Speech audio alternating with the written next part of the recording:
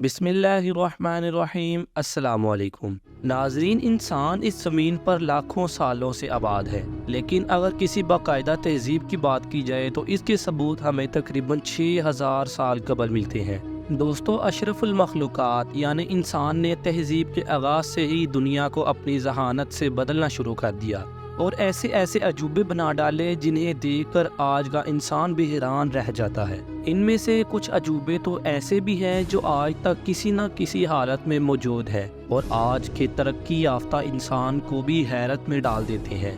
इन्हीं अजायबात में से एक अजूबा इजिप्ट के पिरामिड्स भी हैं, जिन्हें एहराम मिस्र भी कहा जाता है, जो दुनिया के 7 कदीम अजूबों में से सबसे बड़ा अजूबा है। और ये वो वाहिद अजूबा है जो हज़ारों साल गुजरने के बावजूद आज भी कुर्राए अर्ज़ पर मौजूद है। दोस्तों, ये हैरत अंगेज़ और दियो ही कल तमीरात कैसे, कब और क्यों बनी और इन्हें किसने बनाया, आइए ये जानने की कोशिश करते हैं। इल्मी प्लैनेट की वीडियो में आप सबको खुश आमदीद। अगर वीडियो अच्छी लगी तो लाइक करें और चैनल को सब्सक्राइब करें। दोस्तों, इन पिरामिड्स को तकरीबन 4500 साल पहले मिस्र में तामीर किया गया था। The great pyramid of Giza 147 metre की ऊंचाई के साथ ये 4000 साल से ज़ायद अरसे तक दुनिया की सबसे ऊंची इमारत रही। इसकी तामीर के लिए भारी पत्थरों का इस्तेमाल किया गया और कहा जाता है कि इसका वज़न 60 लाख टन है। इसके मुकाबले में अगर आज के दौर की बुलंद तरीन इमारत बुर्ज खलीफा की बात की जाए तो इसका वज़न सिर्फ 5 लाख टन है। नाजरीन, इस ज़माने में लोगों के पास क्रेन, बुलडोज़र या जदीद टेक्नोलॉजी नहीं थी। इसके बावजूद उन्होंने ये अजूबा तमीर किया जो अब भी मौजूद है। ये पिरामिड्स यकीनी तौर पर ज़मीन की पुरअसरार इमारतों में से एक है। इन्हें चमकते हुए सफ़ेद चूने के बड़े बड़े पत्थरों से मकबरों के तौर पर तमीर किया गया था। दोस्तों, जितना ज़्यादा हम पास में जाते हैं इतना ही ये मालूम करना मुश्किल हो जाता है कि क्या हुआ, कब हुआ और कैसे हुआ। कदीम मिस्र के बादशाहों को फ़िरौन कहा जाता है। एक अंदाजे के मुताबिक ग्रेट पिरामिड ऑफ गीज़ा 2560 कबल मसीह में फ़िरौन खुफू ने तामीर किया था। फ़िरौन खुफू मिस्र की कदीम सल्तनत के चौथे ख़ानदान का दूसरा बादशाह था। इसने कितनी देर हुकूमत की इसके बारे में कोई पुख्ता मालूमात मौजूद नहीं। अहम कुछ मुअर्रिखीन अंदाजे के मुताबिक 23 साल और कुछ 34 साल कहते हैं। ये पिरामिड्स दरियाए नील के मगरबी किनारे पर वाक़या है और ये इस जगह पर अकेला पिरामिड नहीं है। इसके साथ साथ 2 और पिरामिड्स भी वहाँ पर बनाए गए थे। इन तीनों पिरामिड्स में से सबसे ऊंचा पिरामिड ऑफ गीज़ा है, जिसे पिरामिड ऑफ खुफू भी कहते हैं। इससे छोटा पिरामिड ऑफ खाफरे है जो मिस्र का दूसरा सबसे बड़ा पिरामिड है। कहा जाता है कि इसे खुफू के बेटे खाफरे ने तामीर किया था।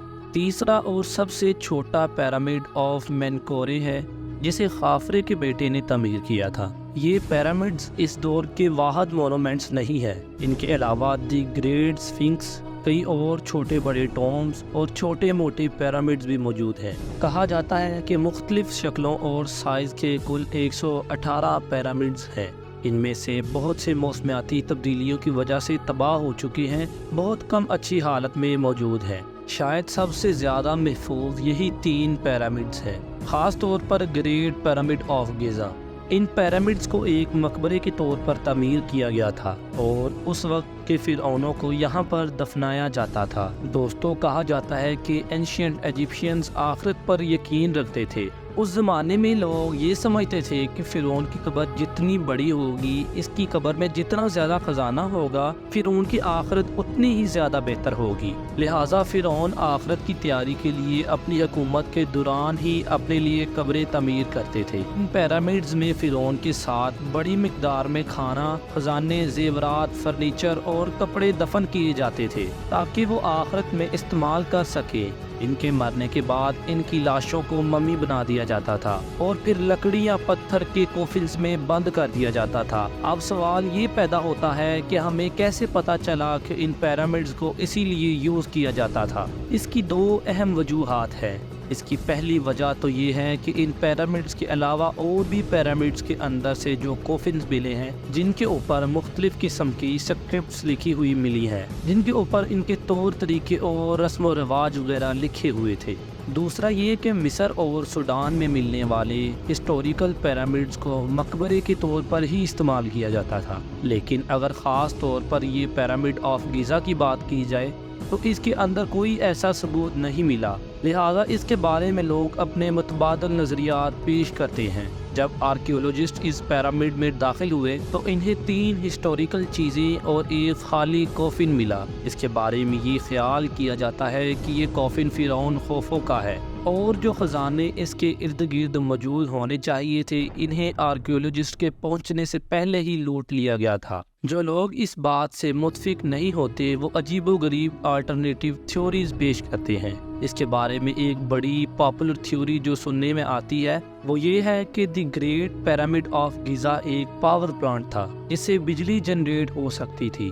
جو لوگ اس بات کو مانتے ہیں وہ کہتے ہیں کہ اینشینٹ ایجپشینز ٹیکنالوجیکلی بہت ہی ایڈوانس تھے اور وہ آلریڈی بجلی بنانا سیکھ چکے تھے۔ اس تھیوری کے ایویڈنس کے طور پر ان کے زمانے کے آرٹ ورکس دکھائے جاتے ہیں جس میں پرانے ٹیمپلز کے دیے نظر آتے ہیں، جسے کچھ لوگ دیکھ کر کنکلوڈ کرتے ہیں کہ یہ ایک لائٹ بلب ہے۔ تو لائٹ بلب ان لوگوں نے پہلے ہی انوینٹ کر لیا تھا۔ ایسی ہی دوسری پاپولر تھیوری بتائی جاتی ہے کہ یہ پیرامڈ دراصل اناج سٹور کرنے کے لیے ایک بڑا سا گودام تھا۔ بہرحال تمام تھیوریز کے برعکس تمام ہسٹورینز اس بات پر اتفاق کرتے ہیں کہ گریٹ پیرامڈ آف گیزا کو ایک مقبرے کے طور پر تعمیر کیا گیا تھا۔ اب ہم سب سے بڑے اور سب سے اہم سوال کی طرف آتے ہیں کہ آخر یہ پیرامڈز کیسے بنائے گئے تھے؟ اس زمانے کے لوگوں نے 147 میٹر اونچی عمارت کیسے بنائی، اور وہ بھی ان بڑی چٹانوں کا استعمال کرتے ہوئے جن کا وزن تقریباً 2.5 سے 80 ٹن کے درمیان ہے۔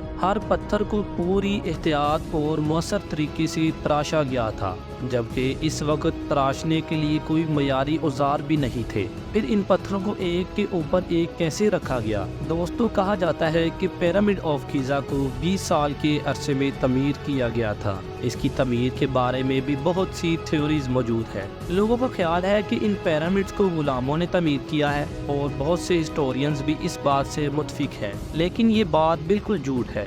جن لوگوں نے یہ پیرامڈز تعمیر کیے وہ انتہائی ہنرمند مزدور تھے۔ انہیں بھوکا نہیں رکھا جاتا تھا اور بدسلوکی بھی نہیں کی جاتی تھی، بلکہ انہیں وافر مقدار میں کھانا دیا جاتا تھا۔ یہ مزدور تعمیراتی مقام کے قریب شہروں میں رہتے تھے۔ اس کے علاوہ مختلف سیزنز میں مختلف کمیونٹی ممبر سے بھی انہیں مدد حاصل ہوتی تھی، جیسے کسان۔ جب کسان اپنے کھیتوں میں مصروف نہیں ہوتے تھے تو وہ اپنے فارغ وقت میں تعمیر میں مدد کرتے تھے۔ ایک طرح سے اس شہر کے سارے لوگ اس منصوبے کی کامیابی کے لیے متحد تھے۔ وہ اپنے فرعون کے بہت وفادار تھے۔ ان پیرامڈز کی تعمیر میں تقریباً 20 سے 30 ہزار مزدور شامل تھے جو ایک دن میں 10 گھنٹے کام کرتے تھے۔ اگر کنسٹرکشن مٹیریل کی بات کی جائے تو تقریباً 5.5 ملین ٹن لائم سٹون، 8,000 ٹن گرینائٹ اور 5 لاکھ ٹن مورٹر یعنی گارے کا استعمال کیا گیا تھا۔ ان میں سے زیادہ تر پتھر آس پاس کے علاقوں سے حاصل کیے گئے تھے۔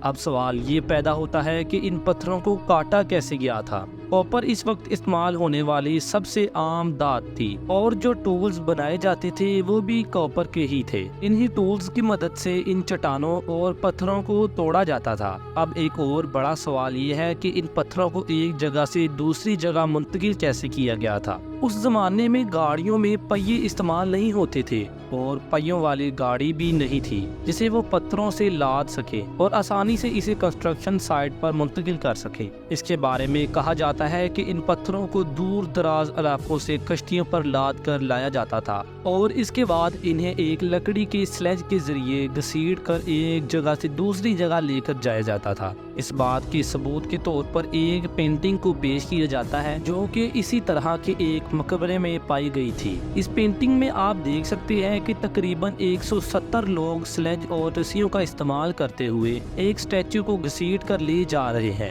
دوستو، اس سے اگلا سوال یہ ہے کہ یہ پتھر ایک دوسرے کے اوپر کیسے رکھے گئے؟ بھاری مشینری کے بغیر ان پتھروں کو کیسے اٹھایا گیا؟ 2015 में इंग्लिश और फ्रेंच आर्कियोलॉजिस्ट की एक टीम ने एक 4500 साल पुराना वुडन रैंप डिस्कवर किया, जिससे इन्होंने एक थ्योरी पेश की कि इजिप्शियंस ने पत्थरों को पिरामिड्स के ऊपर पहुंचाने के लिए इस तरीके का एक रैंप बनाया होगा जो कि ग्राउंड से लेकर टॉप तक एक स्ट्रेट स्लोप था। थ्योरी सुनने में तो ठीक लगती है, लेकिन पूरे तरीके से इस बात को एक्सप्लेन नहीं करती। फाइनली अब इस पिरामिड की कंस्ट्रक्शन के आखिरी स्टेप की बात करते हैं। दोस्तों, जो पिरामिड की बाहर की लेयर थी वो बड़े ही फाइन वाइटिश लाइमस्टोन से बनी थी, जिसका मतलब ये है कि जब भी यहाँ पर सनलाइट आती थी तो ये सारे पिरामिड्स बहुत ज़्यादा चमकते होंगे। दोस्तों, क्या आप जानते हैं कि इन पिरामिड्स को इस तरीके से डिज़ाइन किया गया है कि इनकी चारों directions north, east, south, west में एग्जैक्टली पॉइंट कर रही हैं। हालांकि इस वक्त कोई कंपास वगैरह भी नहीं था और कोई जीपीएस टेक्नोलॉजी भी नहीं थी।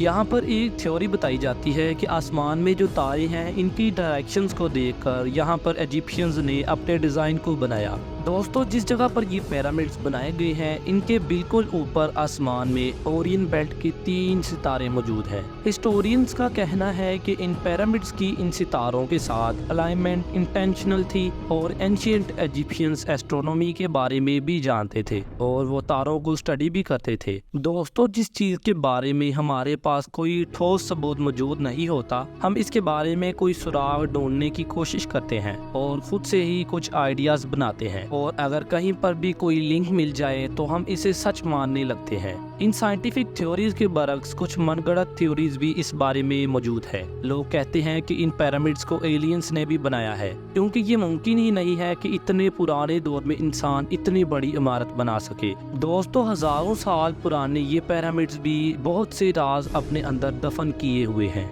जिनके बारे में साइंसदान नई से नई रिसर्च सामने लाते रहते हैं। हमें उम्मीद है कि मुस्तकबिल में जदीद साइंस इसकी तमीर की वजह और तरीक़ेकार के राजों से पर्दा उठाने में कामयाब हो सकेगी। उम्मीद है कि इल्मी प्लेनेट की ये वीडियो भी आपको बहुत अच्छी लगी होगी। इस वीडियो को लाइक करें और चैनल को सब्सक्राइब करें। मिलते हैं आपसे अगली शानदार वीडियो में।